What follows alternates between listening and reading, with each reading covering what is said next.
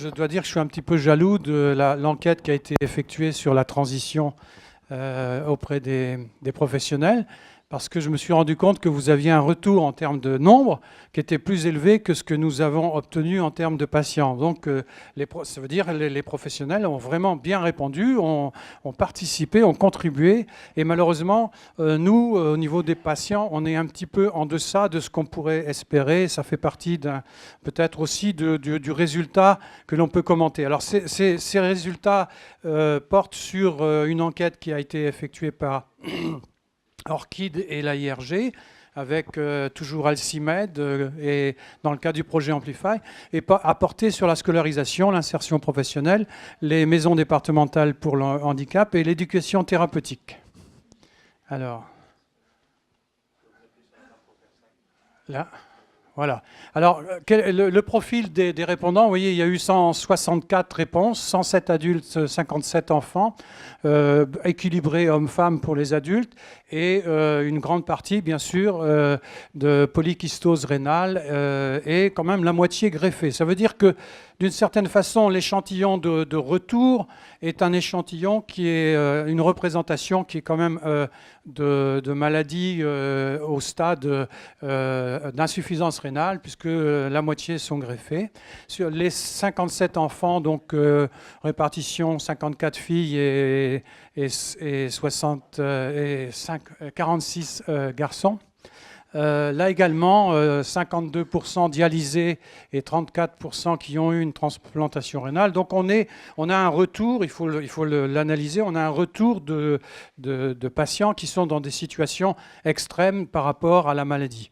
L'âge moyen d'apparition des premiers signes pour les enfants, c'est de 3 ans, donc on voit que c'est assez précoce. Alors là, quelque chose d'intéressant, c'est la répartition géographique des retours. Je n'ai pas pu m'empêcher d'essayer de comprendre et de faire un ratio par rapport à la population. Donc vous voyez, si on prend le Nord, il y a une population de 6 millions d'habitants et il y a eu 5 patients qui ont répondu au questionnaire. Et je l'ai fait parce que je me dis qu'il y a des différences qui apparaissent entre, notamment, bon, j'ai la chance d'appartenir à la région, c'est sans doute Denis, l'influence de Denis, qui a un retour assez élevé de l'ordre de 4,5 ppm, c'est-à-dire patients par million. Il y a des différences régionales entre certaines régions, et ça, on peut peut-être essayer de comprendre pour améliorer le retour des patients au niveau des enquêtes. Non, alors je suis venu en arrière, là, je ne sais pas. Hop. Alors, ah oui.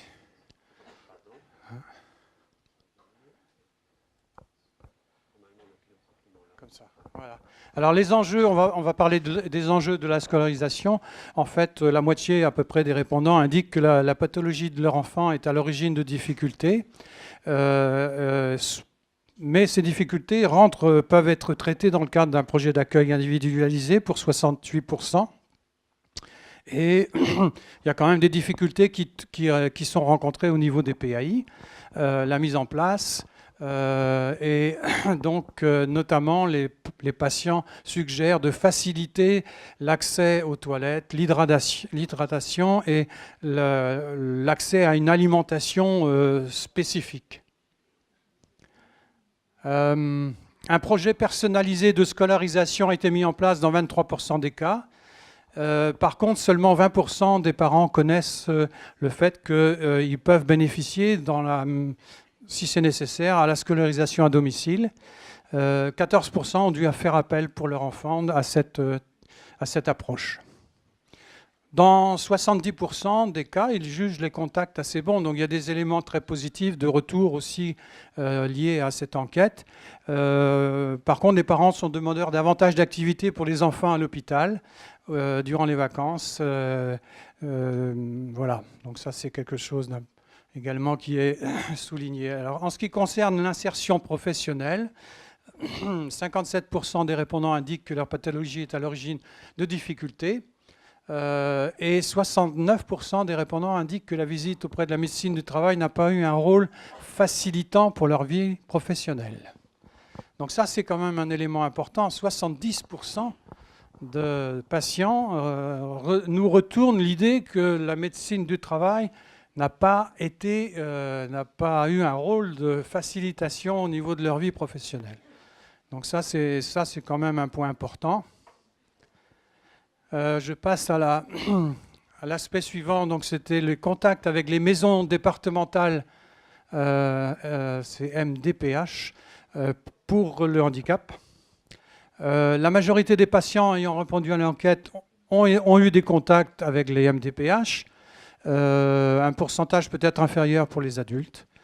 Alors 36% et 34% jugent que c'est assez complexe, mais ça veut dire que si on prend la bouteille dans l'autre sens, ça veut dire que 66% des gens ont estimé que la relation avec les MDPH était relativement simple. Ça veut dire aussi que donc peut-être pour un tiers de la population, il faut apporter un soutien à la compréhension, peut-être, c'est ce qui est évoqué ici, un soutien plus direct, non, facilitant, voilà. Donc c'est à la fois un bon résultat et en même temps un indicateur que pour une certaine population, il faut être un peu plus présent. La plupart des patients pensent que les services sociaux sont facilitants et 46% ont rencontré un service social qui a pu les aider, donc c'est plutôt pas mal. Et le dernier point, concerne donc un lien plus direct peut-être avec une aide, hein, c'est l'aide qu'on a évoquée ici, c'est-à-dire la complexité, c'est quelquefois tout simplement dans la compréhension d'un dossier. C'est pas toujours, les choses sont toujours de plus en plus complexes, on le constate partout, mais les gens ne sont pas forcément aptes à adresser ça. Alors l'information et l'éducation thérapeutique, c'est un grand thème d'Orchid. La plupart des répondants adultes n'avaient jamais suivi de programme, mais pensent que ce type de programme doit être développé. En ce qui concerne les enfants, donc ils estiment que ça représente quelque chose pour lequel ils sont intéressés, mais la plupart n'avaient jamais suivi de programme. Bon, les parents et les patients adultes qui ont suivi ce programme comprennent la notion, mais les autres, c'est-à-dire ceux qui n'ont pas suivi de programme, n'ont pas un sens aigu de ce qu'est l'éducation thérapeutique. La plupart des programmes ont été suivis seuls, et pour les patients adultes, c'est souvent en lien avec la greffe ou l'autodialyse. Donc ça veut dire que l'éducation thérapeutique est liée à une intervention de soins particulière. Et ce n'est pas forcément général. Mais sinon, ça concerne prioritairement la prise de médicaments et le diététique. Voilà, alors je termine sur ces quelques leçons de cette enquête en rappelant donc 164 réponses, c'est-à-dire peut-être 1 pour 1000 si on compte qu'il y a entre 150 et 200 000 maladies génétiques, puisque sont inclus la PKD, hein, donc qui est une maladie qui n'est pas tout à fait rare. Donc c'est un retour de 1 pour 1000. Je dirais qu'il faudrait qu'on se fixe un objectif là et peut-être essayer de multiplier ça par 10. C'est pas inhabituel. Hein. Quand on a fait les États généraux en France il y a 5 ans, le retour des patients n'a pas été énorme en termes de proportion. Alors les chiffres étaient plus élevés, bien sûr, mais c'est parce qu'on visait toute la population des maladies rénales. En termes de représentativité, on n'était pas forcément bien meilleur. Pour autant, je dirais que c'est un peu le talon d'Achille d'aujourd'hui, peut-être, de la démarche de type filière ou de type réseau, c'est la représentation des patients. Ce n'est pas parce que je veux parler pour ma chapelle, mais je pense qu'il y a un effort important à faire et les patients, on est juste des volontaires, donc on a du mal à assumer ce rôle. On fait des efforts, mais on n'arrive pas à mobiliser fortement les enquêtes, enfin des retours d'enquête. Je l'ai vu, moi, pendant les États généraux, on le revoit ici. Donc c'est quelque chose sur lequel je voudrais vous alerter parce que quelque part, c'est un talon d'Achille, je dirais, au niveau de cette filière. Et ça le sera demain au niveau des ERN. Et c'est quelque chose contre lequel je veux me battre, mais seul, c'est assez difficile.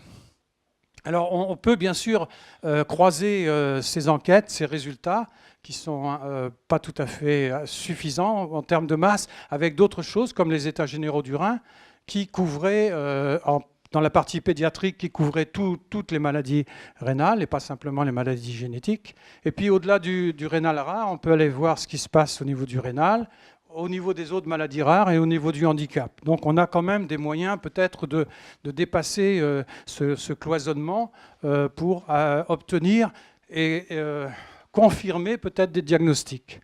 Et de toute façon, oui, alors effectivement, qui parle, c'est la grande question. On le voit ici, ce sont les patients qui ont atteint, pour la plupart, des degrés d'insuffisance rénale très fortes. Alors, c'est bien, ils sont représentatifs de cette population. Qu'en est-il de l'autre population? Qu'en est-il de la prévention? Et qu'en est-il d'apporter un soin à l'autre population avant qu'ils arrivent dans ce stade? C'est toute la problématique qu'il faut se poser. Voilà, en tout cas, mais pour revenir et terminer sur le réseau européen, tout ce qu'on fait ici à travers la filière va nous être extrêmement utile au niveau de l'Europe. Au niveau des patients, donc, on se réunit à Amsterdam au mois de début mars, juste avant Vilnius. Donc les patients impliqués dans le réseau ER-Canet, on se réunit à Amsterdam. Moi, je serai à Vilnius. Il y aura la réunion à Heidelberg. Donc on est quand même, je dirais, bien organisé. Le réseau ER-Canet a été extrêmement bien noté. J'ai su ça par la bande, voilà. Dans le top des 23 réseaux. Il y a des raisons à cela, parce qu'il y a une tradition de travail au niveau des professionnels. Peut-être aussi les patients étaient mieux organisés. Donc on est au départ de ce réseau. On espère beaucoup et voilà. Merci. Merci Daniel pour ces éléments qui sont tout à fait importants. Je pense que la question de la réponse que peut apporter la filière à toutes ces problématiques est pas simple. Je voudrais donner deux pistes. La première, c'est que la filière Orchid s'intègre dans le cadre d'un travail interfilière avec la CNSA, avec l'Éducation nationale, pour essayer de faciliter le recours à l'information. La deuxième, mais bon, c'est plus facile à dire qu'à faire.